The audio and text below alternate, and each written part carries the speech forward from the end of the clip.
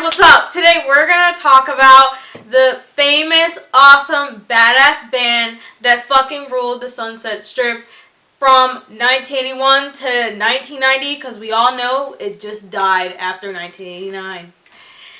For starters, today we're gonna be reviewing Decade of Decadence. And we're basically going to go through the timeline today of why these guys are awesome. Look at them jump up. Aren't they just great? I just really love their personalities. And, you know, how they are and what they accomplished and what they've done over these years is why they just will always be Motley fucking Crue. Because, dude... So, I'm going to get into it and how we start out at Castle Donington in England and we hear all these disgusting accents. And then we get into interviewing the four guys about how basically they got into music from childhood and how like some of them had like family members that were kind of into it. But really they kind of found it in their own rhythm, you know what I mean? And Vince was talking about how the guys kind of found him through his one band, Rock Candy, and they saw them perform, and they were kind of just a cover band, so it wasn't anything too serious. And then, of course, he came to them one day and said, hey, I left the band, so I'm ready to join your band. And, you know, of course, Tommy and Nikki, they met at a diner, and, you know, they got to know each other and shit like that. And Tommy, well, you know, he was in high school band class, and he played his electric accordion one day and told everyone it was a guitar, but we all know it wasn't. And then, of course, he has this really cool story where I guess the school loaned him a drum kit, and he said he played it all weekend, and I'm like, that's really cool. And then Nicky, well, he comes from musician parents, but, you know, he found that spirit himself. Mick Mars, of course, yes. He's been doing bands for so long, dude. And he moved out with his family at a very young age, but, you know, he kind of moved around different places, different bands, and found his way to Motley Crue and found another persona when he dyed his hair, like Morticia, to quote the band. And now we're going to get into the actual band stuff and how they just became the notorious Motley Crue. For starters, it was really hard for them to even fucking get a recording space. They didn't really have the money for it, so Tommy prostituted himself out for some recording time, which was pretty badass and funny and weird. Yeah, but you know, they just kept going and they kept becoming really creative about how to put themselves out there. They even came up with new creations for their videos and their stage looks. And like Tommy, he always came up with these really cool ideas for his drum kits and how to make it more interesting for everyone to watch. And Nikki always came up with these crazy fucking ideas, like getting set on fire, Mick pouring the fluid on him, and then Vince set him on fire, which is showcased in Live Wire, produced, directed, and funded by Motley Crue. And that is on their first album, Too Fast for Love. And honestly, yeah, Too Fast for Love. Like Vince Neil getting married to fucking Beth Lynn out of nowhere, his drug buddy. Tommy was engaged to some butch bitch. What was her name? Elaine Starchuck. Yeah, Elaine Starchuck. So they started out being very innovative in, you know, their Too Fast for Love 1981 album, but now we're going to transcend into the US Fest of 1983, where they're showcasing their Shout at the Devil songs for the first time to everyone. And I believe that album came out the same year or the year after. Okay, same year. and they showed everyone their badass looks. And the music videos you see, Looks at Kill and Shout at the Devil, were such cool fucking videos, and they really embodied the image of Motley Crue and who they are, and how really, you know, they're just dangerous, crazy, and awesome, you know? And you know how it used to be Shout with the Devil, but Nikki got all that weird shit happening to him and it became Shout at the Devil. It's just really cool, and really crazy stuff started, you know, getting attached to the whole name of Motley Crue. And now we're diving into such a big name, after, especially after the festival. Everyone was like, these guys are great. Their image, their sound, even though they didn't think they sounded great and they sounded like amateurs, I thought they rocked at that festival.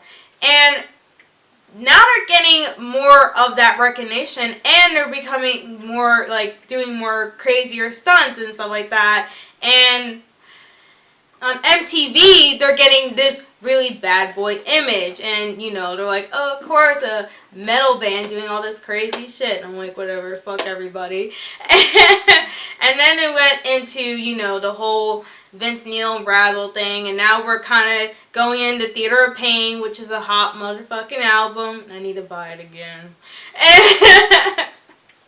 And basically, we're kind of now seeing, in my opinion, I feel like from when we go from Shout at the Devil to Theater of Pain, we're kind of seeing a deeper side of Motley Crue. I feel like we're getting a more sentimental side from them. To be honest, I feel like you see kind of that growth as in their relationship and as in their band. I feel the growth, and I really see that growth that really matures them into a really bigger band.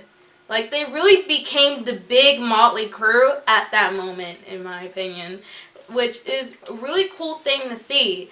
And, you know, you have your videos like Home Sweet Home. It's a very sentimental, great song. But when I heard it at the stadium tour, honestly, that just made me cry. That song usually doesn't make me cry. It makes me feel good. Staples Center, you mean?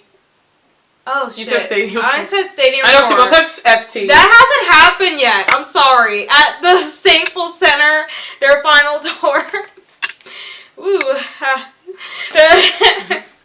But, you know, you really, like I said, that you really get that sentimental side from these guys. You know, it's really cool. And then you have Smoking the Boys Room, their cover. And, you know, you just really see you just, like I said, you see that growth in them. And now we're going to get into Girls, Girls, Girls. We have that maturity, but at the same time, we're still ready to party, you know? And, you know, we got sex, we got hot chicks, and we got party, and we got hot men. It's all great, to be honest. And I really, actually, that album's just too great. And I really like the cover, too. And let's talk about Vince Neil's ombre hair. Amazing. So, but, and now we're gonna cruise into Dr. Feelgood. We're gonna go to Jimmy's part of town, okay? And we're kind of, you know, it's kind of interesting because you feel like you're getting really cool stories from the band in that album, you know what I mean? But then at the same time, with that album, my favorite Motley Crue album, in my opinion, I just really fucking love that album. I love it. It just hits every single thing I love about Motley Crue is this album right here. I really, really love this album. I dig it. I got the shirt where it's like them, like this, except, you know, it's black, but I just really love it. I even got the shirt, bitches. I got the shirt. Yes, I do. Action. And, you know, we're really getting into that. I feel like kind of the end of the real Motley Crue there. Especially the last song on that album really hits me. Every time I freaking listen to that album, Time for Change, it's like you really feel that the band has kind of progressed to a different part of their lives, you know what I mean? It's like you kind of feel a little bit of a divide. You kind of feel at the end to Motley Crue a little bit, and it's kind of really sad. It's such a great song, but at the same time, it really has me feeling these kind of feelings. And you know what happens a little bit after that? Vince Neil gets kicked out of the fucking band. You know what I mean? It's like that's pretty much the last Crue album, and the absolute last Crue tour was at Moscow Peace Festival, where they should have ended the dirt when they were performing All in the Name of. They could even use the real footage too. Would have been really cool. And then you could have ended the title with, it felt like the end of the Crue. And that's why the dirt should have ended it there. You know, that was a very significant end for Motley Crue history. That was really the last time you saw that band as Motley Crue. And now we have gone through all the years, all the important years throughout the decade, and we're kind of just seeing how these guys really are in Decade of Decadence, the VHS, and watching all their videos and how they became these guys and their stories. They're really funny stories that they have, like Tommy Lee getting ran over by his own car, and that's why her name is Christine. And then, you know, Nikki, it's on Primal Scream, that's on the Decade of Decadence album, and basically he's saying it really helps us metal fans to really scream and get our anger, because we have so much to be angry about. And that's basically what he was talking about too. It's like they relate to us and they really just give us something to feel good about. And that's what's so great about Motley Crue. They may have their ups and downs, but they have so many more ups. And I really think they are the best band ever. And fight me on it if you think different. I don't fucking care. And just, you know, make sure to watch Decade of Decadence. Listen to the album. Listen to every fucking Motley Crue album. And check them out. And you know the rest.